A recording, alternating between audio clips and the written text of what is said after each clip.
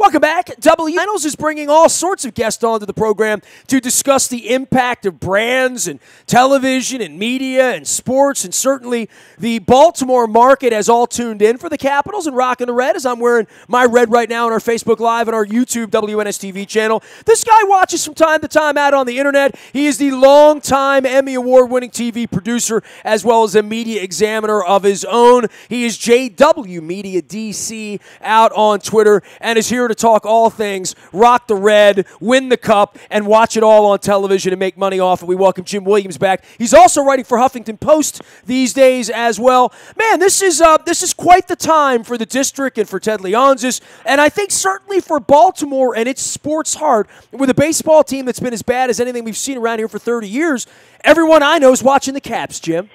Well, that's true. If you take a look at the ratings, I mean, this has been an outstanding Stanley Cup for the NHL, and certainly it's been outstanding for this region. Las Vegas is number one in the local ratings, followed closely by D.C., and number three in the ratings cities is Baltimore.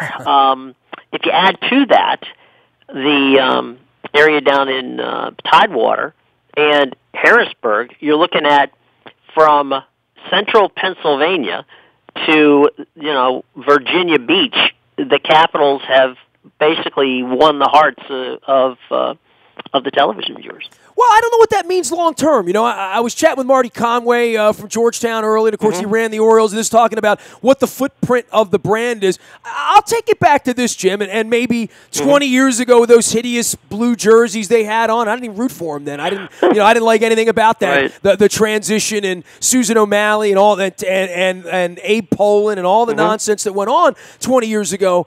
But that was the era of the screaming blue puck and the puck with the red trail when it went over 100 miles an hour and low-def television, and people couldn't see the puck. Jim, I'm out on the street with the 15,000 Caps fans for the second period on Saturday night. My wife's got her lawn chair out there that we take down to Merriweather or whatever. We go to concerts or Pier 6 or whatever, sit out on a stoop, as they say, or maybe the Dundalk Heritage Fair with Vince Neil in a couple of weeks.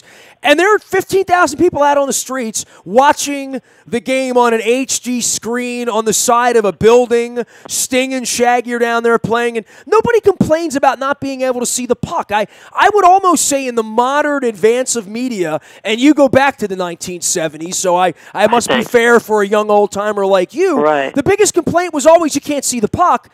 But I think seeing the puck has changed everything, and I think HD TV, as much as it's changed replay for the strike zone and what is an out and what is a – we still can't figure out what a catch is in the NFL. But in hockey, we know what a goal is, we know what a smothered puck is, and we can see the puck. And I think it's changed everything for the game. HD television has made – they would always say, well, hockey, you got to go to the game in order to experience it. No, you don't. No, you don't. I would say you're right. HD definitely helps. There's no question.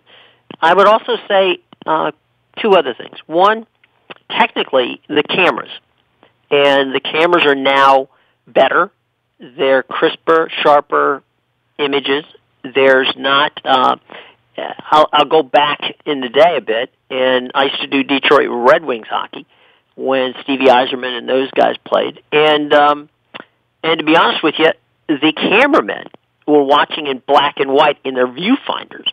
So, if you think you have trouble seeing it on television, the camera guys. Try finding a puck on a screen that's an inch and a half by an inch and a half in black and white, right? Right. Literally. And going as fast as everything does. So that's why I bring you on, because you teach me stuff, Williams. Yeah. That's why I have you here. Well, that's what I'm here to do. So you've got those viewfinders now, which allows the camera people to give you a better thing. Plus, with the smaller cameras, you can actually get closer to the ice, so you get a bigger feel. You now have the stereo audio, which gives you the sound of the skates on the ice. There's a rhythm to hockey that there isn't in any other sport, and you know that from watching it. The back and forth, up and down skating on the ice, and the sounds of the ice, and the guys hitting each other on the ice, and the puck hitting against the when it hits against the pipes, you can hear it without any problem. So I think the upping of the technical side of it from not just the HD quality picture, but the incredible advances that they've made technically makes it a sport that's very easy to watch on television. Jim Williams is our media examiner around here. He doesn't join us often enough, but when he does, we always learn a little something. JW Media, DC, the way to find him, as well as at the Huffington Post, multi-time Emmy Award-winning television producer. And then there's the why the ratings are up in Baltimore, right? Like you live in Baltimore, even though it says Media DC. You're very involved in the political landscape and all that's going on. We have a World Cup starting next week. This would be prime baseball season if there was a prime baseball team here. Instead of me writing Dear Orioles series, which is coming at the end of the month, where I'm going to sharpen my pen and my tongue and my wit and a lot of folks' memories. But the Orioles are unwatchable right now, and this is an incredible outlet, an incredible opportunity for, look, I've been doing this 27 years on Baltimore radio, screaming every year when Carolina and Calgary are in the Cup Finals, when the Tampa Lightning, when the Pittsburgh Penguins, doesn't matter, the LA Kings. I love hockey. I think it's the greatest sport. I think it's the greatest drama. I love the Stanley Cup. I've said it every single year. But when your team gets involved in it, they would always say, well, Baltimore doesn't like hockey, and people didn't go to skipjack games, and I'm intimately familiar with all of that. But for some reason, these last couple of weeks, all over my timeline, all over my Facebook, all in my world, the people who used to make fun of me for watching the Cavs are saying, this hockey thing's kind of exciting now, isn't it? You know, and you know the family as well as I do. I don't think that the Leonsis family gets enough credit for their ability to go out and try desperately to market this franchise. And they did a lot of work. I mean, you've worked with them over the years. You know them well. From an ownership standpoint, I don't think there's well, you may be able to get to Steve Bisciotti better than others, but I don't think that there's an owner in this sports area that's as easy to talk to or to access as Ted Leonsis is. You know what? I that's an interesting thing, right? Like, so let's put those guys up on a billboard, right? Right. Angelos, Snyder, Lerner.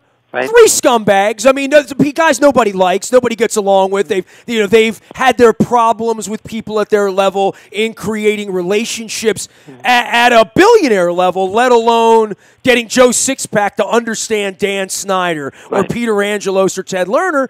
And then you got Bisciotti and Leonsis sort of sitting out on the outside. I mean, Bisciotti's kind of quiet and away from it. Ted has always been courtside, always in the shot, always in the box, always grabbed by Channel 7 or 9 underneath the arena for some thought on something. So I think Ted's been out there and is needed to be out there because his team's never won anything, man. Right? And I will give you just a quick first time I ever met Ted Leonsis situation. I was actually at a Caps game, and it was at the MCI Center. And I was going through just going back to my seat from the concession stand. And I run into this guy holding a yellow pad, and he says, "Hey, look, let me ask you something." And I said, "What's that?" And he goes, "Tell me what it's like from the disability, seats. How can you see? Are you seeing good?" And I'm like, "Yeah, everything's fine." And we talked for about 5 minutes. He introduced himself as Ted Leonsis, the owner of the Washington Capitals.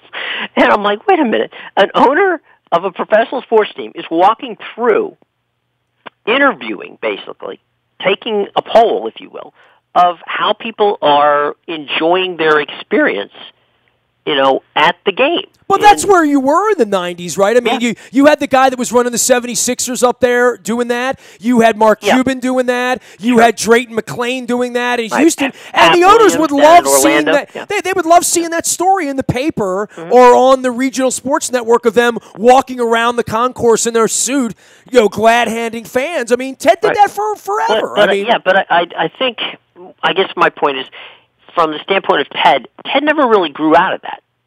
I mean, if you look at where Ted sits in the stadium, in the arena, Ted sits in the stands. Yeah. I mean, he doesn't sit Always. in an owner's box. He sat in the stands with me in Philadelphia about 6 years ago, about 20 feet away from me when I was banging on the glass, and the Caps were beating the hell out of the Flyers 5-0. So he and I were the only ones in red down on the lower bowl. Literally. Philadelphia. But anyway, I think that that he doesn't get enough credit for all the work he put forth trying to get things done. And I know that they played a couple of exhibition games here, and I know the ice situation was a problem, so they brought the Wizards in instead. But I know for a fact that Ted has never ever given up on marketing from Hershey, Pennsylvania down to Virginia Beach. And now I think it's finally paying off, and I hope that people, learn from this and enjoy it, and just, those people like yourself and myself who like hockey can sit back and just enjoy what they're watching, because it doesn't happen that often. He is Jim Williams. He is JW Media DC. You can follow him down on Twitter as well as out on Huffington Post as well. You're from the basketball side of this, and the LeBron thing feels like it might be over before it gets started to some degree. I've gotten no buzz around here on that, and I guess the Caps take up all the oxygen in the room when they're playing Stanley Cup Finals games every 2 or 3 days, right? Sure. I mean, as they should. I mean, it's been 20 years, so yeah. But my thought of it is there's so many people out there in Baltimore and in my world that hate DC, that hate hockey, or that think they hate hockey, or have never had any interest in hockey, even if they love lacrosse. And I know Tony Seaman used to point that out and give me a hard time about that. Is how do you love hockey and not love lacrosse? It's the same game. But I think locally here the Capitals have an opportunity. Much more so than where the Redskins are, and we talk about the like or dislike of an owner and where that is. Boy, Washington's worn out on Snyder in the same way Baltimore's been worn out on Angelos for a generation. This is really an opportunity for the region to become a hockey region in a way that I never thought conceivable. This week for me, and I turn 50 later this year, I've been the only guy here for 3 decades, Jim. The only media member that likes hockey. The only one. There's not even a second place, man. Well, in large part, and I'm going to say something, and, I can say it to you because I know that you don't care. And that is that, frankly, prior, back in the day, and I'm talking, say, 5-10 years ago, media's lazy. Oh, they don't want to learn about hockey. They don't want to care about hockey because they don't care about hockey. They only care about the ball and stick sports, and don't really care about their why should I learn to care about hockey? It's not my hockey team. I don't cover it.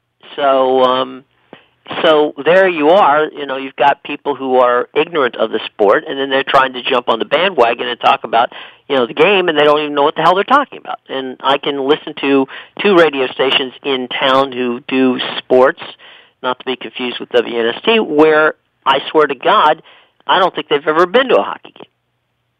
That's a fact. Yeah, I know they haven't because I'm at all the hockey games. But Jim Williams is here. We're talking about the money behind sports and television and the business of all of this.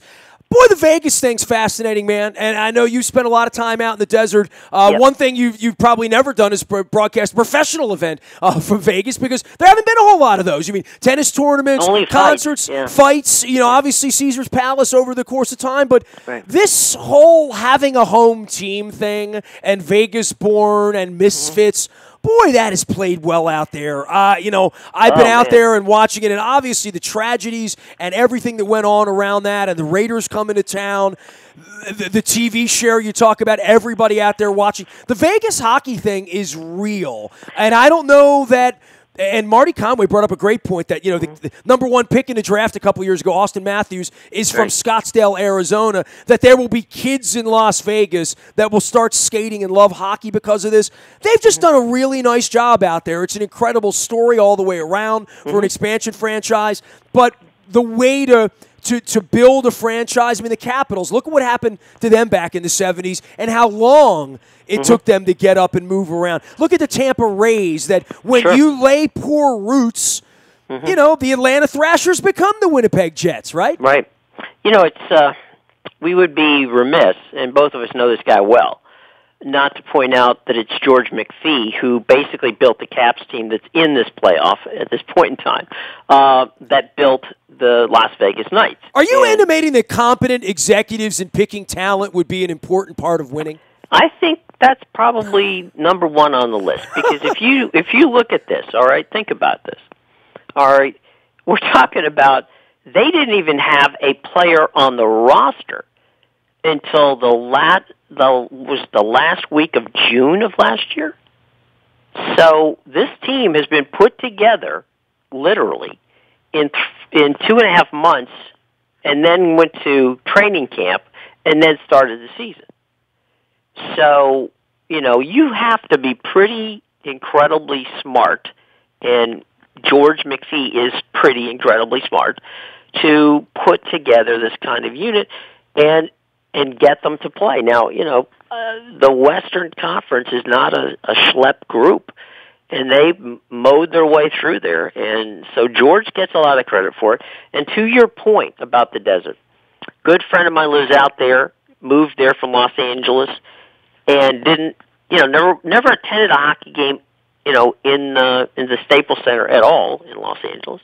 Went out, and from day one has become a season ticket holder of the Vegas Golden Knights. The place is crazy out there, and they love them. And this is a success story all around. And George's fingerprints are all over it, and good on him. Jim Williams is here. He is JW Media DC and our media examiner. We're talking some Stanley Cup, certainly some NBA Finals. I don't know that I'm going to have you on before the World Cup begins, so I do want to give a little splattering to the World Cup here, because I know it's your thing, it's my thing. First things first, the games begin next Thursday. Most of the games will be played during breakfast, 6, 8, 10, noon. All the games will be wrapped up by 4 or 5 in the afternoon every day because of the Russia. The whole thing, from the way our government is being operated right now and this creep down on Pennsylvania Avenue, to the Russian involvement, to the Russians' bribes that landed this World Cup. The whole thing is so filthy that I need to take a bath, but I do love the soccer part of this. Right. I'm not going to be real big on the Russian propaganda that comes as part of this with Fox News as well, but I will be watching the games. But this is the one spot where all of these asinine Americans who tell me to stick to sports and shut up, that politics and sports don't mix, they're about to mix next Thursday on the biggest stage literally in the world, even bigger than the World Series. Even bigger than the Super Bowl. Even bigger than the Super Bowl. That these people would not like to hear that, yes. Americans don't like to hear that. No, they don't. But, yeah, you're absolutely right. There's an amazing amount of intrigue. I think Fox has been very clever in the way they've marketed the broadcasts, and that is, you obviously hear it on both the radio and on television, you see that they're pitching that, where are your roots, okay? Messi's from Argentina, and, different guys, he's from Portugal. My people are South American, so I get the whole continent. You're right. Exactly. I get Brazil, I get Argentina. You get them all. Throw them all in.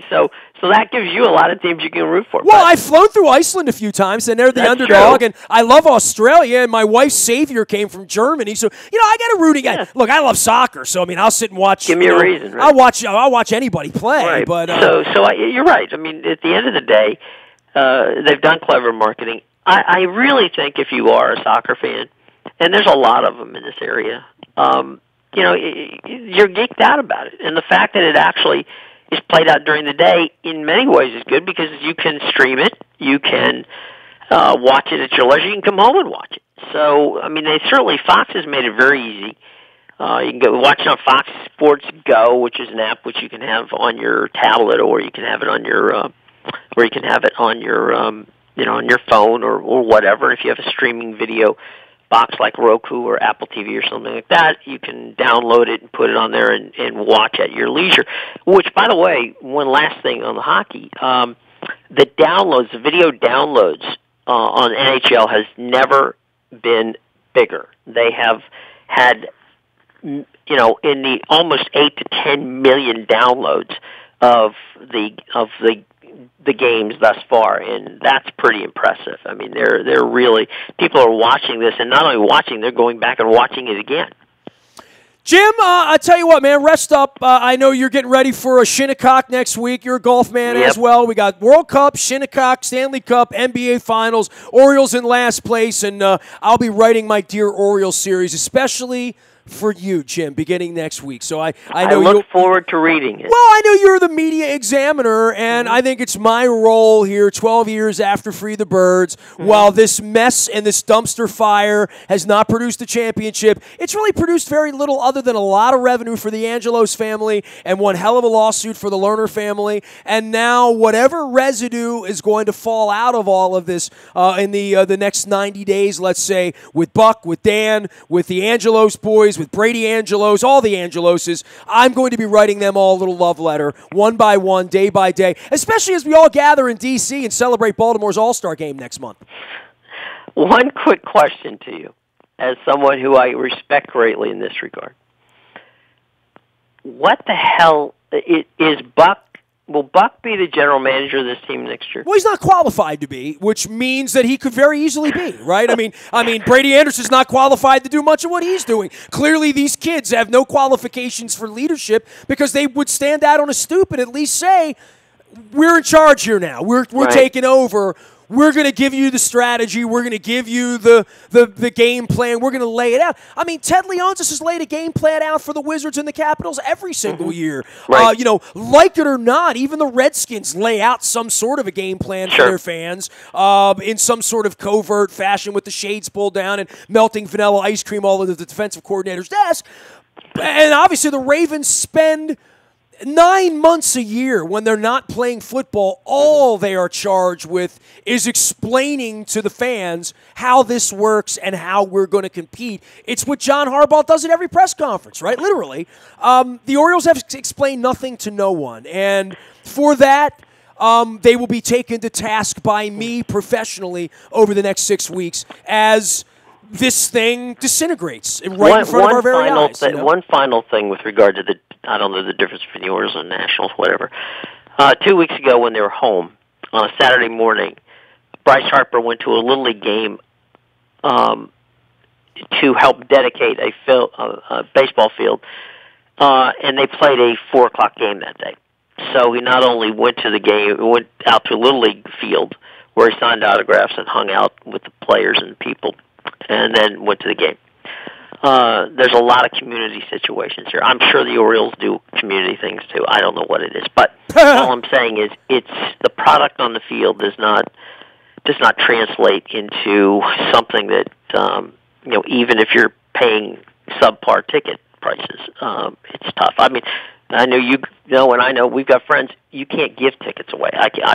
I've been offered so many tickets I can't keep up with it, but it's an amazing situation. I would go and take your tickets, but I'm not interested in going either. So, yeah, poor Luke gets dispatched down there to watch it. But this is a time where anyone who has made any investment in that brand should be saying, what the actual F? People should be saying, what are you doing? And I'll be here to do that. But Jim, this week I'm pausing to hoist Lord Stanley's chalice and drink the champagne of Tommy right from the goblet, from the chalice, from the cup. And by the way, we do like Russians here with Ovechkin and Kuznetsov. Good guys.